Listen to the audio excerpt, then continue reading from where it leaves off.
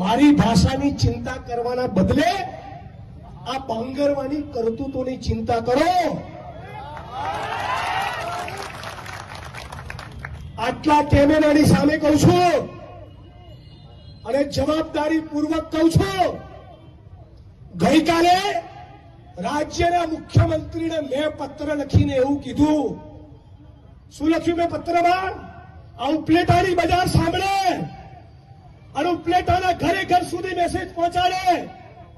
આ વડગામના ધારાસભ્યએ ગુજરાતના મુખ્યમંત્રીને પત્ર લખીને એમ કીધું કે રાજકોટની ક્રાઇમ બ્રાન્ચમાં એક આરોપીને બીજા આરોપી સાથે મુખ મૈથુન કરાવવામાં આવે છે, ગુદા મૈથુન કરાવવામાં આવે છે.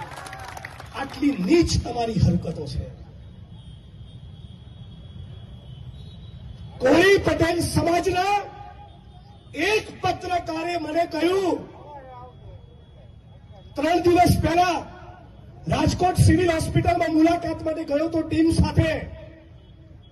એમણે કહ્યું કે એક બિલ્ડરના કહેવાથી, એક બિલ્ડરના ઇશારે રાજકોટ ક્રાઇમ બ્રાન્ચના ડીસીપી જગદીશ પાંગરવાએ મને ઊંધો લટકાવીને 4 કલાક સુધી માર્યો, મારો પગ તોડી નાખ્યો અને મારા ગુદા માર્ગમાં પિચકારીથી પેટ્રોલ ભરી નાખ્યું.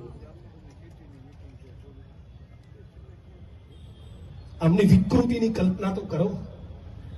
એ સવાલ થાય કે તમને આ સંસ્કાર મળ્યા છે તમારા પરિવારમાંથી? અને હજુ Please like, comment, share and subscribe.